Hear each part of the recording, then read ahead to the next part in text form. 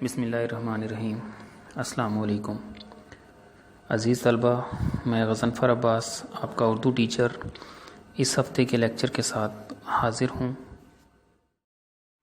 عزیز طلبہ، جیسا کہ آپ کو پتہ ہے کہ ہم پچھلے ہفتے اپنا اردو سبق پرستان کی شہزادی پڑھ رہے تھے، تو آج بھی ہم نے یہی سبق پرستان کی شہزادی جو بقیہ حصہ رہ گیا ہے وہ مکمل کرنا ہے، اور انشاءاللہ اس کی مشق بھی آج ہی ہم مکمل کر لیں گے۔ سبق پیراگراف اقتباس کا یہ آغاز کرتے ہیں کہ جب سامان آ گیا تو بادشاہ بیگم بولی، لو بھی سیدانی، اب تم اپنا ہنر دکھاؤ۔ ہنر کا معنی ہے فن۔ بہت تمہاری تعریف سنی ہے، ہم تو جب جانے کہ پرستان میں بھی تمہارا نام ہو جائے۔ میں دل میں تو بہت پریشان ہوئی کہ یا اللہ، میں یہاں کیا کاریگری دکھاؤں۔ کاریگری کہتے ہیں فن، ہنر۔ کون سی وضع ٹانکوں کہ ان کے لیے نئی ہو۔ وضع قسم، یعنی کس قسم کے موتی جو ہے وہ کپڑوں پر لگاؤں کہ ان کے لیے نئے ہوں، جو انہوں نے کبھی نہ دیکھے ہوں۔ مگر زبان سے کہا، حضور اللہ مالک ہے، وہی آبرو رکھنے والا ہے۔ آبرو کا معنی ہے عزت۔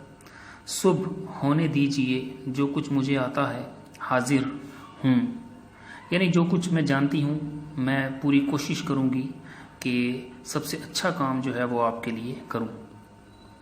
وہ ہنس کر بولی، سیدانی بھی پرستان میں نہ دن ہوتا ہے نہ رات، ایک ہی موسم اور ایک ہی وقت رہتا ہے، تم جب چاہو کام شروع کر دو۔ میں نے تعجب سے عرض کیا، تعجب کہتے ہیں حیرانی، عرض کیا، کہا تو کیا یہاں لوگ سوتے نہیں؟ کہنے لگی، یہاں سونے کا کیا کام، نیند پرستان میں نہیں آتی، ہمارا مشغلہ تو 8 پہر سیر سپاٹے ہیں۔ مشغلہ شغل، فارغ وقت کا کام، 8 پہر 24 گھنٹے، سیر سپاٹے سیر و تفریح۔ پرستان سے جی اکتایا، جی اکتانا بیزار ہو جانا، دل بیزار ہونا، تو دنیا والوں کے خوابوں میں چلے گئے۔ اس سے اگلا اقتباس ہے، بہن میں نے دیکھا کہ واقعی نیند کا نام بھی آنکھوں میں نہیں، نہ پیٹ میں گرانی، نہ سر بھاری، نہ انگڑائیاں، نہ جمائیاں۔ گرانی، پیٹ میں گرانی، بھاری پن۔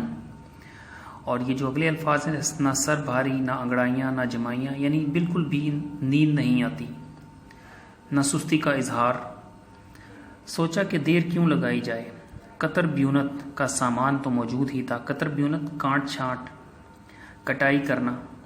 اللہ کا نام لے کر جوڑے کترنے لگی، کاٹنے لگی، اور اسی وقت سے سینے اور ٹانکنے کا لگا دیا، یعنی ساتھ ہی ساتھ سلائی بھی کرنے لگی اور ان کے ٹکائی بھی کرنے لگی، موتی وغیرہ لگانا۔ ادھر میں ایک طرف بیٹھی ہوئی اپنے کام میں مصروف تھی، ادھر ناچنے گانے والی پریوں کے تخت اتر رہے تھے، ایک سے ایک طرح دار، ایک سے ایک شوخ، اپنے فن میں استاد۔ نہ کانوں نے کبھی ایسا گانا سنا، نہ آنکھوں نے ایسے ناچ دیکھے۔ طرح دار، خوبصورت، شوخ، چنچل، اپنے فن میں استاد، یعنی اپنے کام میں ماہر۔ آگے ہے، آوازیں تھیں کہ جیسے کوئلیں مل کر کوکیں، ناچ تھا کہ ہوا میں جیسے تتلیاں اڑ رہی تھیں۔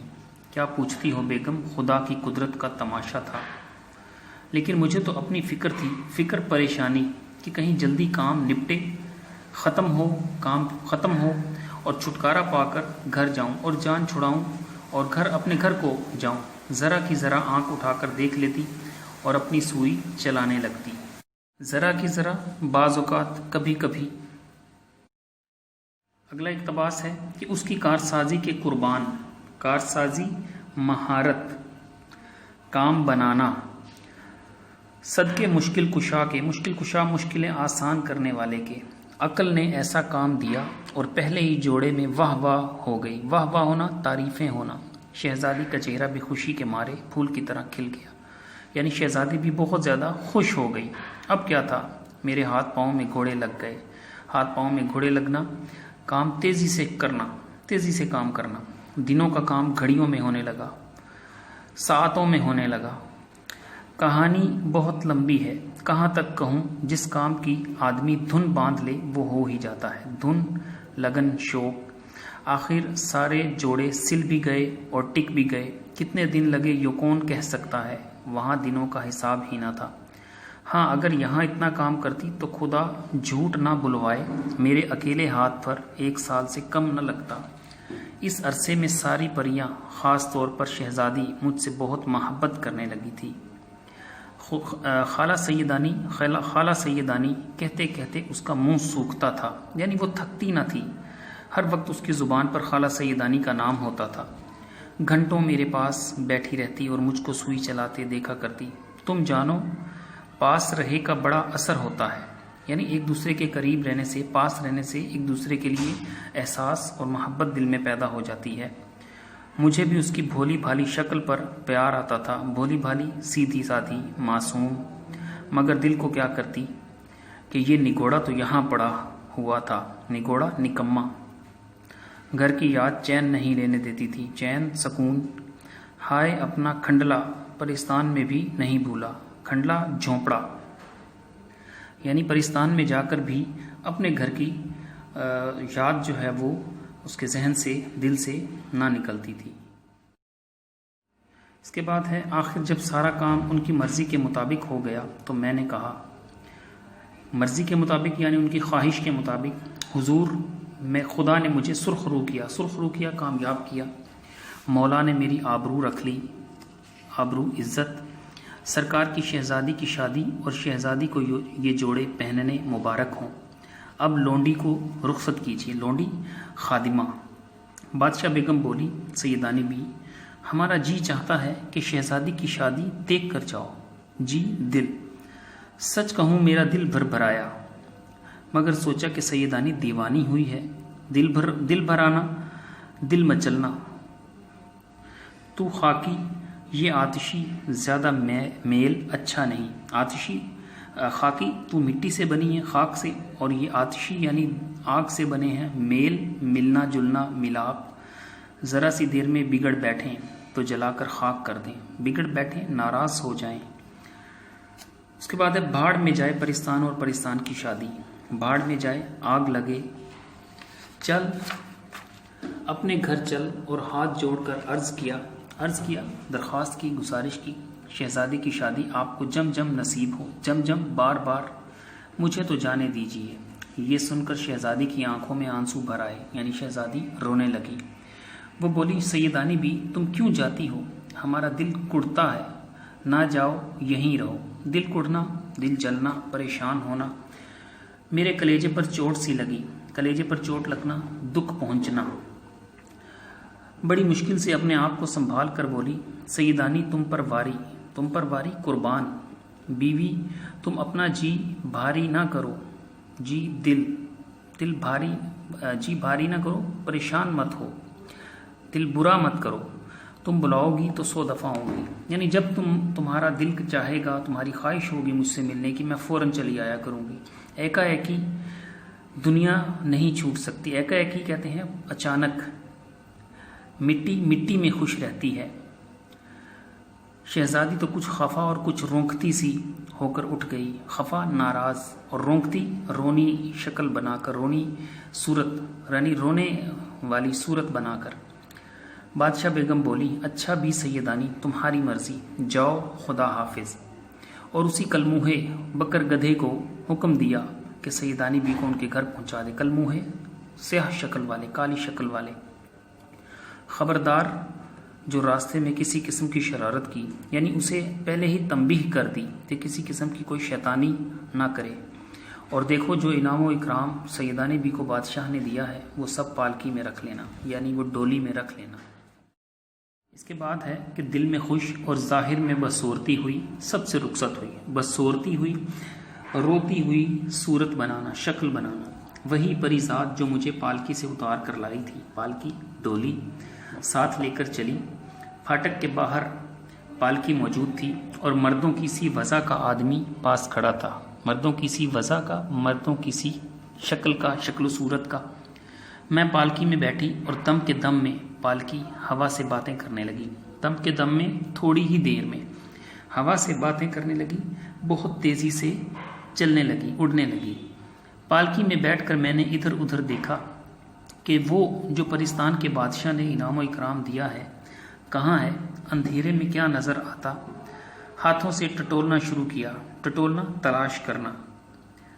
ایک کونے میں بہت سے کنکر پتھر معلوم ہوئے۔ جل گئی کہ موئے جنات تھے نا، یہاں بھی دغا کیا۔ جل گئی، غصہ آ گیا، موئے مرنے کے لائق، دغا دھوکا، یہ ان کے گھر کا انعام و اکرام ہے۔ خیر جان بچی لاکھوں پائے، اس کا مطلب ہے غنیمت یہ ہے کہ زندگی بچ گئی، خیریت سے گھر پہنچ جاؤں تو جانوں۔ اس کے بعد ہے بڑا خیریت سے گھر پہنچ جاؤں تو جانوں بڑا انعام پایا، اور چپکے چپکے ایک ایک کر کے وہ کنکر اور پتھر پردے کی جھری میں سے پھینکنے شروع کر دیے۔ جھری سوراخ۔ اسے آگے ہے کہ قاعدہ ہے کہ خوشی میں راستہ جلدی کٹ جاتا ہے اور آنکھ بند کرتے ہی گھر آ گیا۔ قاعدہ دستور، آنکھ بند کرتے ہی تھوڑی ہی دیر میں، جلدی سے۔ اچھا، اس کے بعد ہے ڈیوڑی میں پالکی رکھی گئی۔ ڈیوڑی دہلیز، چراغ جل رہا تھا، یعنی چراغ دیپ روشن تھا۔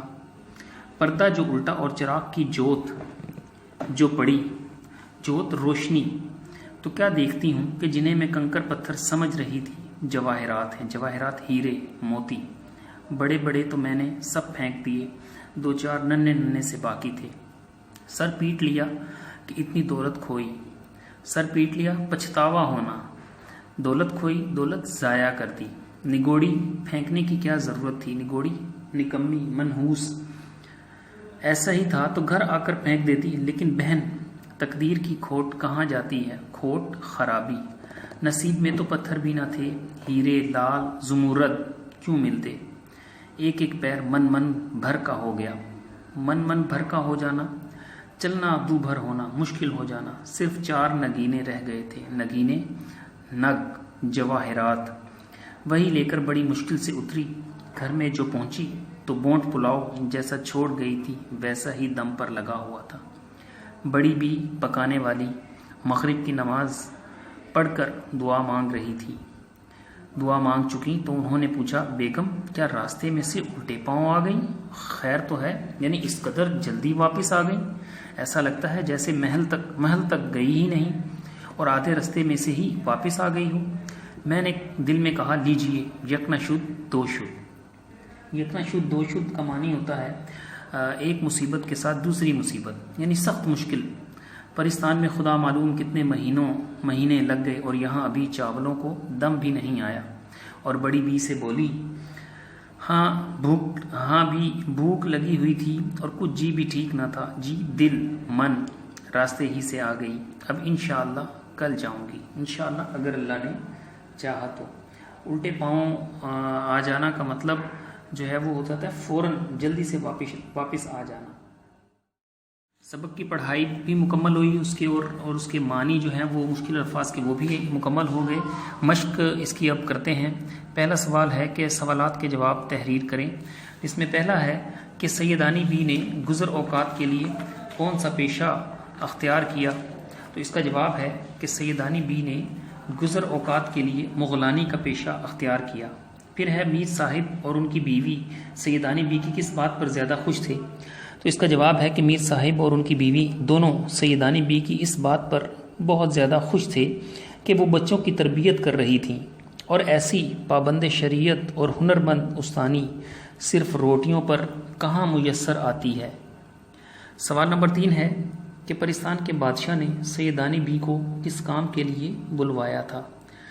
اس کا جواب ہے کہ پرستان کے بادشاہ نے سیدانی بی کو اپنی شہزادی کی شادی کے جوڑے سلوانے اور ٹانکنے کے لیے بلوایا تھا۔ شہزادی بھی لکھ سکتے ہیں اور بیٹی بھی لکھ سکتے ہیں۔ پھر اس کے بعد ہے بادشاہ بیگم کا اصلی نام کیا تھا؟ تو اس کا جواب ہے کہ بادشاہ بیگم کا اصلی نام زمرد پری تھا۔